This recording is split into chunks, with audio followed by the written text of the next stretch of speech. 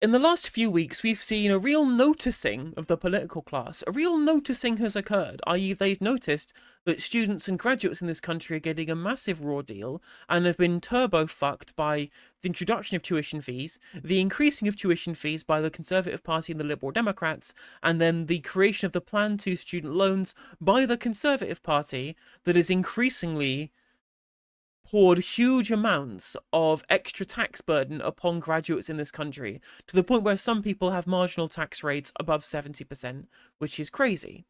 Which is absolutely crazy. And students were talking about this for ages. When Jeremy Corbyn was leader of the Labour Party, we were talking about student fees. We talked about student fees when we were on the streets protesting this stuff in the 2010s. I was there protesting student fees because we believe that education should be a right rather than a privilege.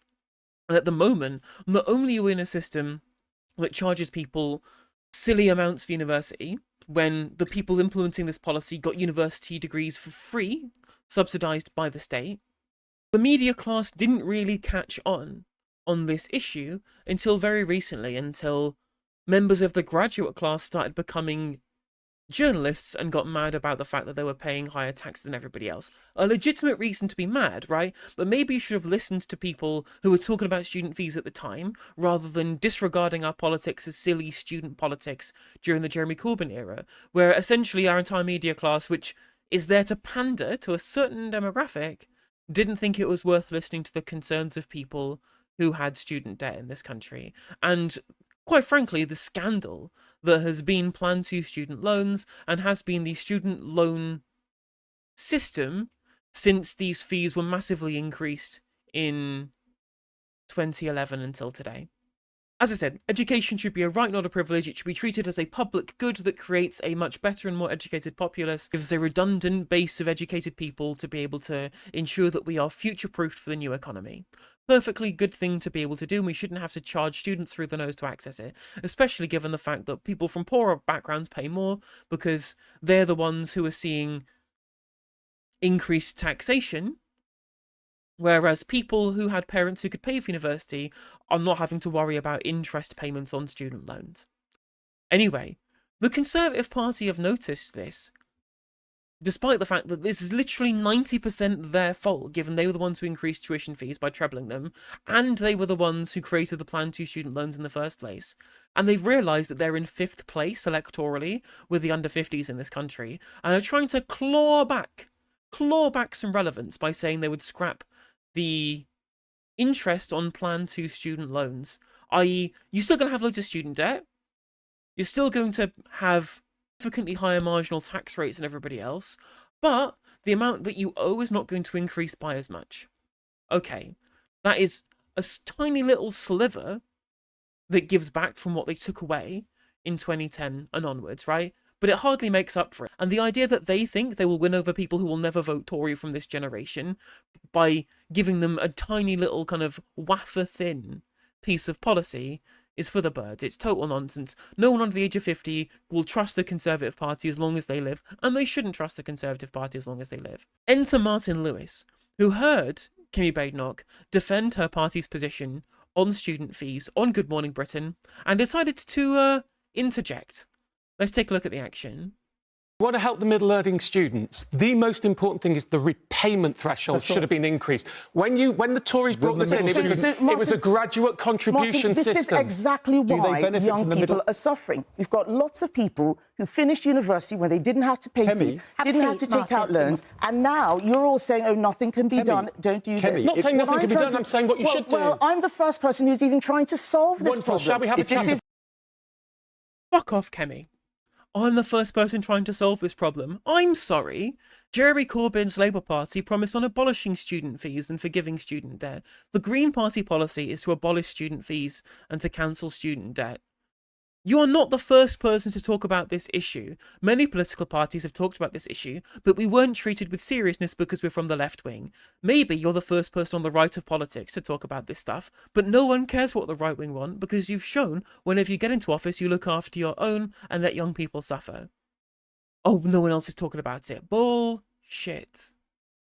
about it, because I think you've got the right idea, but this is not a solution that will help middle and lower earning students. Martin, if you want us to have a debate, I'm very happy for us to have a debate. Does the middle student benefit from a cut in the interest rate? I think people need to even know what it is I'm talking about. You're both talking over me. Excuse me. Let me explain what my policy is. I want to make sure that those young people who are paying and their debt is not going down get a relief. If you think that there's a better offer, let's look at it. But what's made the difference now is that in her budget, Rachel Reeves raised the threshold, so it's dragging more people into it. Freezing the threshold. Increase the number of people getting in because the threshold has been frozen. I don't think this is fair. Agreed. The whole student loan system is not working properly. The Tories were the ones who set this shit up. That's your party's fault that the student loan system is so screwed up in this country. Whilst I don't necessarily agree with student fees, in 2007, under the Labour government, under New Labour, when fees were £3,000 rather than £9,000, again, which the Tories tripled, at the very least, the repayment on the loan was much easier and less punitive than it is at the moment. The insane interest that people pay on this stuff is no more than fucking loan sharking as far as I'm concerned. And again, the Tories are to blame for this, and the Liberal Democrats. Someone has to do something. Definitely. And the thing that shocks me is that the minute I say, well, let's do something, everyone says, oh, no, this is not the right thing. We're going round cutting in the interest circles. rate doesn't help them. That's the trouble. So we should not be making money off graduate student loans. That is not right. I 100% agree with you in principle, and I've objected to it since when the Conservative government brought it in 2012. I said we shouldn't have above-inflation interest rates on Plan 2 student loans. We agree. That was 5 years before I became an MP. A new generation of Conservatives where we are now, and we are changing as the interest has already been added to so many students' loans, lowering the interest rate now will only help those who can clear within the 30 years, which means lower and middle earning graduates won't benefit from that change. If you have £1 billion to help students, the most direct thing that would help all students would be not freezing the repayment threshold, it would be increasing the repayment threshold. While the interest rate is psychologically damaging, I absolutely agree with you. It is really damaging for many people watching. Fair on young people. And that's a really important point that Martin Lewis is bringing up. In terms of what policy would be better, raising the threshold or getting rid of the interest payments is only really of a concern for people who care about the total amount they would pay back because they'll repay in the 30 years. Most people probably won't earn enough to be able to do that over the course of that time period. Therefore, the amount of interest they pay is not the important thing. It is the repayment threshold, because that judges how much they are currently going to pay extra in tax. If you raise the threshold, you pay tax on a smaller amount above that threshold than you would if it was frozen at a lower rate. Therefore, that policy will help poorer students with lower incomes, whereas what Kemi wants to do is help our people with higher incomes to make sure that they repay their whole student loan earlier because they're going to be paying more each month. Because they earn more, essentially. Just like every Tory policy, they pretend to be benevolent, they pretend to care about hardworking people, but in reality, they specifically target all of their policies. They specifically target all of their policies at higher earners, the aspirational class, and leave lower earners on the fucking scrap heap. Of course, the reality of this discussion, regardless of whether you believe in Martin Lewis's position or in Kemi Badenoch's position, or indeed in Rachel Reeves' position, none of these things are tenable because the fact that we are charging for education in the first place is the problem. The fact that we are doing a graduate tax that drags students or graduates into, as I said before, in some cases 70% marginal tax rates is absolutely insane. Some of these people are going to be highest propensity consumers in the economy. It's a giant drag on growth, and it's being used to fund an unsustainable triple-locked state pension. The reality that we're taxing working-age people, especially our skilled graduates, to the hilt in terms of marginal rates to essentially protect the state pension, which, whilst I think it should rise, I don't think it should rise at the level of the triple lock. It should be pegged to wages so that the rising tide lifts all of the boats. It's being used in this way, cynically, I might add, when the people who are currently retired didn't pay a penny to go to university, don't have student loans with such giant fucking interest rate repayments, and therefore spent their entire working life a significantly lower marginal tax rate. Now, I don't think that tax rates should be the same forever. The macroeconomic picture will always change based on population, based on number of retired people, based upon productivity, based upon labour force participation. These things will all happen, right? But you can't justify to me that a generation that got university for free and paid 10% lower in terms of marginal tax rates should be the one that should benefit from state handouts rather than those who are currently working, who did the hard work of graduating, who've been saddled with debt, who are now paying 10% higher marginal tax rates in some cases. That isn't fair. That isn't just. The real solution here is to tax billionaires, tax capital gains, and tax big polluters and mega corporations to ensure that we can cancel student debt, which costs about £7 billion a year, and to get rid of student fees entirely and make university free at the point of use, just like it used to be. Treat it like a public good. But I just don't think this is the practical solution. It won't actually help. Disagree. But it won't help the pound in people's pockets. But the other thing that is a problem is that many of these young people have gone to university and taken out courses that were not worth the money. That's why we're also talking about apprenticeships. I also did an apprenticeship. I remember more about the apprenticeship than the 2 degrees. So I'm speaking from experience. I mean, your anecdotal experience is not the same for everybody. But that's her point here. A very specific point here is we should not be reducing the amount people have to pay in terms of marginal tax now by increasing the threshold where you start to repay, because that would mean that the Mickey Mouse degrees would be getting something from the state, when of course there is no such thing as Mickey Mouse degrees. Laura Trott wanting to cut the creative art studies on BBC Laura Koonsberg yesterday, insane stuff, when not only we have historically as a country been a cultural exporter, music, TV, film, art, all that kind of malarkey, we've been a cultural hub of the world for ages, up until people like George Osborne and the Conservatives not only cut access to education, but slashed subsidies for culture and arts more broadly since 2010 mean that we're now culturally bereft as a country, because it's only private school kids that can now start a band. There's only private school kids that can get into acting school and drama school.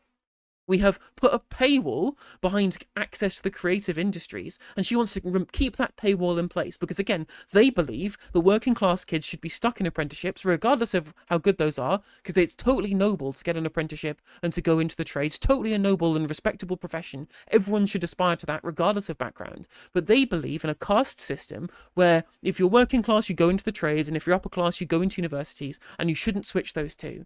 Do you think Kemi Badenoch wants her own kids to get apprenticeships? Of course she doesn't. Neither do the rest of the Tories. And they should want them to. Apprenticeships are worth doing. But they want the fact that they want to block working class kids from attaining an education shows you how bigoted these people are towards the lower classes. And how bigoted they are towards the arts as a subject. No wonder the right wing love AI so much, because they want it to destroy the creative industries and replace it with slop. I did an apprenticeship. I had 2 degrees. I paid off student loans. I know what it's like. And I think that this is the best thing. We have got to start reforming this system and making it better. We can have an argument about the technical details, but this is about the principle. What is happening right now is wrong, and someone needs to fix it. Conservatives are the only party who have an answer. Just nonsense, right? Like, I saw James Cleverly before saying that, well, we were the ones who it created Plan 2 student loans, sure, in response to a Labour MP, Luke Charters, but then tried to blame New Labour for creating student fees in the first place. I'm like, yeah, you're both bad. You both suck, James and Luke. The only solution, if you really want justice for students in this country, is to vote for the Green Party. We are the only people who have the real answer that doesn't pit upper class against lower class, and does give everybody access, and does treat education like a public good. Say, we're now on Plan 5. We're not talking about Plan 2, which is always for past students. So I think we have to be very careful. The debate about going forward is Plan 5 student loans, which are even more expensive because the last Tory government put the cost up even more. But we're talking about Plan 2 loans are the one with above inflation interest. I believe that the Plan 2 is where the real problem is. Those people who started their degrees between 2012 and 2023, let's have a debate about Plan 5 then. But what is the problem now is that any time someone says, well, let's look at this, there's always someone, sometimes it's Martin, say, oh, this is a terrible idea, and then nothing happens. Nothing.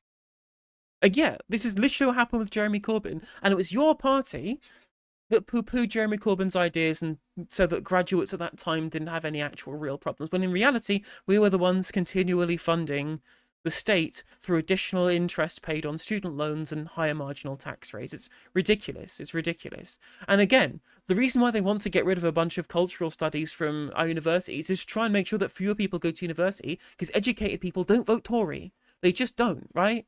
That's not to say that people who don't get education are stupid. Far from it. Plenty of people with a degree are stupid people, you know?